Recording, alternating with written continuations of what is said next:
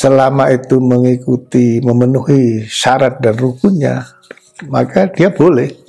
Nah, kalau nggak ada yang penjual, apa yang mau kita beli? Ada yang jualan, nggak ada yang beli, juga nggak akan terjadi transaksi. Kalau kita membeli barang, maka penjualnya kemudian menyerahkan sambil mengucapkan kulo sati, saya jual. Ya, saya beli. Ya, kalau dalam bahasa Jawa, G, kulo tumbas. Jual beli itu saling rela. Penjualnya itu menawarkan barang. Yang penting penjual itu jujur. Membeli kurma, lalu nanti diterimanya 1 atau 2 tahun berikutnya. Kata Kanjeng Nabi, yang penting adalah ukurannya. Jangan sampai ada yang merasa dirugikan. Kemajuan teknologi ini tidak bisa kita hindari. Bahasa wajan kuno itu jual katok beli rokok.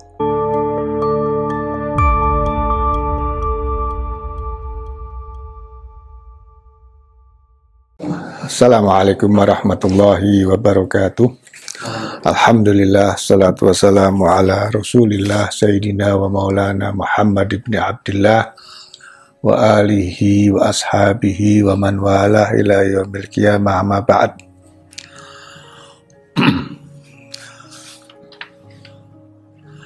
Hadirin, hadirat rahimakumullah. Hari ini kita akan menjawab satu pertanyaan yang disampaikan kepada pesantren kebangsaan dari pendengar atau YouTube yang senantiasa mengikuti pengajian YouTube yang kita upload setiap seminggu sekali.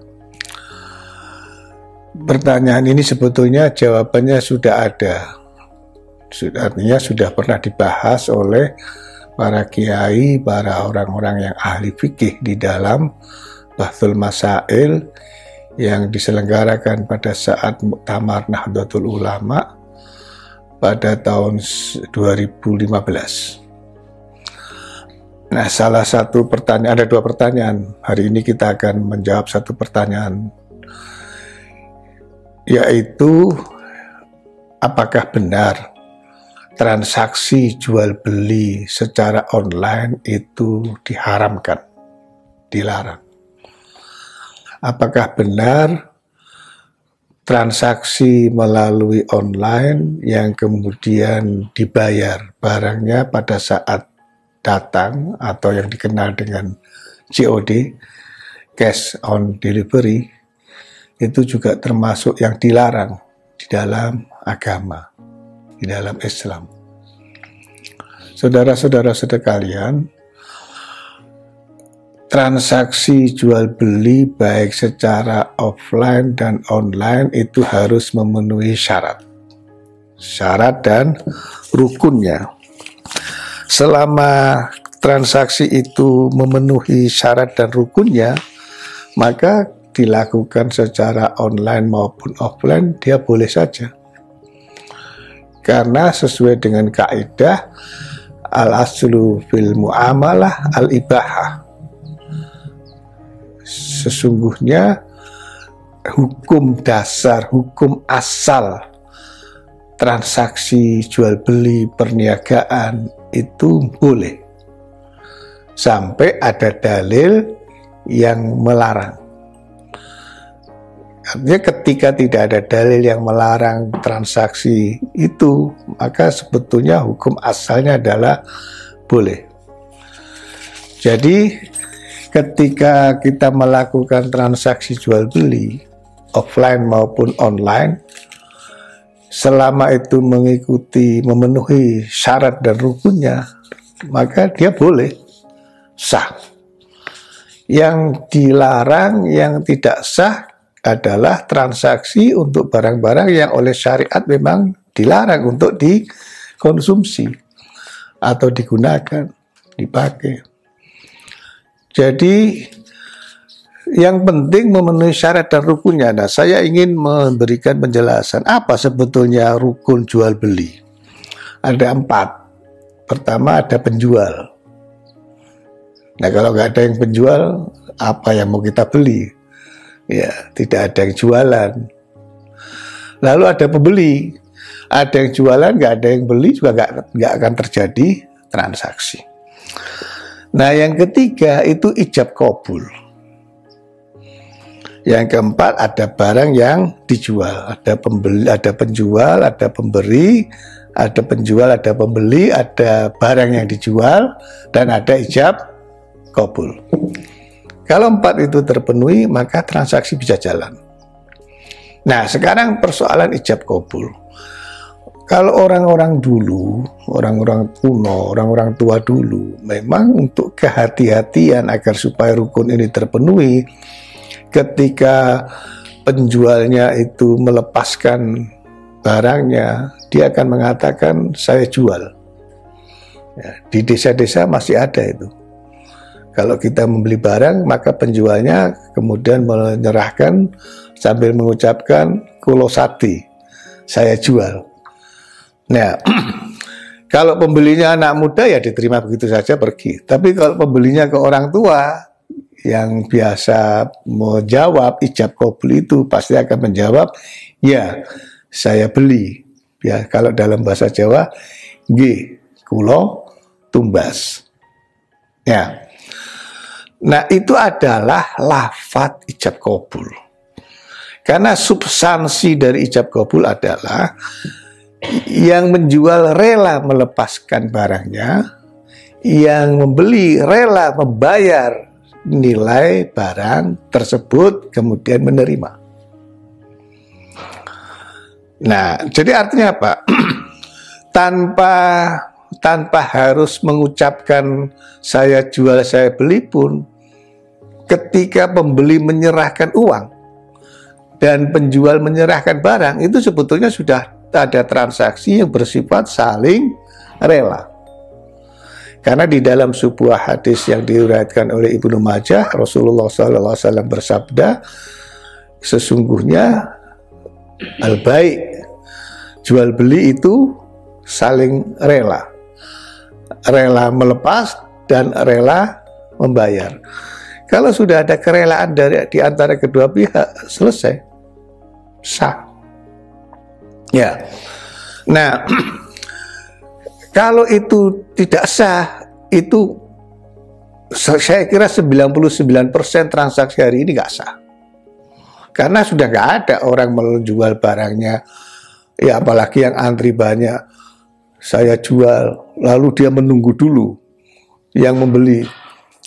Kalau belum menjawab, dia tidak mau menyerahkan. Ya, padahal yang di belakang sudah ada yang antri. Sebetulnya formalitas, karena substansinya adalah menyerahkan barang dan membayar nilai barang itu. Antarodin, kata Kanjeng Nabi Muhammad SAW, saling merelakan. Jadi sebetulnya ketika orang sudah membayar dan penjual melepas, itu sudah ijab kabul. Substansi ijab kabulnya sudah kena. Satu itu. Yang kedua adalah kalau online bagaimana? Substansi ijab kabulnya terpenuhi. Karena ketika penjualnya itu menawarkan barang, yang penting penjual itu jujur. Nah, kalau sudah nggak jujur, offline pun tetap dosa, tetap nggak boleh, tetap nggak sah. Nah, bagaimana supaya penjual itu dipercaya? Ya, dia harus menjelaskan tentang kualitas barang itu. Dia harus menjelaskan tentang kuantitasnya, terutama kualitasnya. Ya, mendeskripsikan barang yang dijual. Nah, kemudian pembeli harus membaca deskripsi barang yang ditawarkan, supaya di kemudian hari tidak ada yang dirugikan. Ketika melalui online, kemudian deskripsinya sudah jelas, ukurannya sudah jelas, standarnya sudah jelas, dan itu yang diinginkan oleh pembeli, dan pembeli kemudian mempelajari, membaca. Sekarang ini malah kalau kita beli kan kita bisa melihat reviewnya dulu, pembeli yang lain komentarnya seperti apa. itu bisa membantu pembeli-pembeli berikutnya. Ketika ada produk barang yang tidak sesuai, kemudian pembeli itu merasa dirugikan, dia bisa melakukan review atas barang itu, atas transaksi yang dia lakukan, sehingga orang lain tidak akan menjadi korban. Nah, Kanjeng Nabi Muhammad SAW itu sebetulnya juga mengetahui, artinya begini, di dalam Islam itu juga diatur transaksi jual beli yang barangnya tidak ada di tempat, yang disebut dengan al-bai' as-salam. Al-bai' as-salam. Ketika Kanjeng Nabi datang ke Madinah, orang-orang Madinah itu sudah terbiasa membeli kurma, lalu nanti diterimanya 1 atau 2 tahun berikutnya. Tidak pada saat itu. Artinya barang yang diperjualbelikan atau yang disebut dengan al-mabi' itu tidak ada di tempat. Nah, kata Kanjeng Nabi, yang penting adalah ukurannya. Jangan sampai ada yang merasa dirugikan. Ini hadis muttafaq alaih, artinya diriwayatkan oleh Imam Bukhari dan maupun Imam Muslim. Ketika Rasulullah SAW tiba di kota Madinah, penduduk Madinah itu biasa memesan buah kurma untuk waktu 1 atau 2 tahun. Lalu kemudian Nabi bersabda, barang siapa memesan kurma, maka hendaknya ia memesan dalam takaran. Jadi harus jelas, saya pesan 2 tahun yang akan datang untuk kurma 2 kilo, 3 kilo, takarannya, timbangannya, dan tempo yang jelas tentang jumlah kuantitas barangnya dan tentang waktu pembayarannya. Itu yang disebut dengan bai' as-salam. Lah dalilnya apa? Al-Quranul Karim, surat Al-Baqarah ayat 282. Allah Subhanahu wa taala berfirman, a'udzubillahi minasyaitonirrajim, ya ayyuhalladzina amanu idza tadayantum bidainin ila ajalin musamma faktubuhu. Hai orang-orang yang beriman, apabila engkau melakukan utang piutang, pembayarannya dilakukan pada waktu tertentu di kemudian hari. Nah, tidak mungkin kan? Utangnya besok bayarnya sekarang kan tidak mungkin. Utang sekarang bayarnya di hari yang lain. Maka Al-Quran mengatakan hendaklah dilakukan pencatatan. Nah, mencatat di transaksi online itu semuanya tercatat. Tidak ada yang tidak tercatat. Bahkan barang itu sudah sampai di mana, itu bisa kita lacak, bisa kita ketahui. Bahkan barang itu dibatalkan oleh penjual karena kosong atau stoknya habis, itu juga bisa kita ketahui, dan uang itu langsung kembali kepada pembelinya. Iya. Jadi ada 2 dalil, satu Al-Quranul Karim yang menjadi dasar tentang al-bai' as-salam, yang kedua hadis Sahih Bukhari dan Muslim yang menceritakan tentang kebiasaan orang-orang Madinah. Kemudian Nabi tidak melarang, hanya Nabi wanti-wanti, takarannya harus jelas, waktu pembayarannya harus jelas. Nah, saudara-saudara, apalagi kalau transaksi online itu pembayarannya COD, artinya posisi pembeli itu lebih kuat. Kalau terjadi ketidakbenaran informasi dari barang yang dibeli, dia bisa menolak, membatalkan untuk tidak membayar barang itu. Justru menurut saya COD itu lebih melindungi hak-hak pembeli. Dan biasanya penjual yang berani menawarkan sistem pembayarannya dengan COD itu tidak akan main-main di dalam menjaga kualitas barang yang ditawarkan. Karena apa? Karena berisiko kembali lagi. Justru yang COD itu malah lebih menjamin. Nah, artinya apa? Itu rukun jual belinya terpenuhi. Baik, saya akan tutup dengan syarat. Di samping rukun ada syarat jual beli. 1, barang yang dijual itu barang yang suci, bukan barang najis. Ya. Yang kedua, tidak boleh dikaitkan dengan sesuatu. Misalnya apa? Apabila ibuku meninggal, aku akan beli motor ini. Tidak boleh. Nanti saya beli motormu. Kalau ibu sudah meninggal, tidak boleh. Itu berarti tidak memenuhi syarat transaksi al-bai'. Tidak boleh dibatasi waktunya. Ya, barang yang itu dapat diserahkan setelah kesepakatan akad. Artinya ada akad. Ada akad, ada kesepakatan. Barang yang diperjualbelikan itu tampak. Online itu tampak barangnya. Ya, yang dilarang itu yang tidak tampak. Bahkan tadi saya katakan spesifikasinya itu dideskripsikan secara jelas. Yang berikutnya harus diketahui kualitas, berat, takaran, dan sebagainya. Walhasil seperti yang tadi saya jelaskan tentang deskripsi barang itu. Nah, saudara-saudara, artinya kemajuan teknologi ini tidak bisa kita hindari.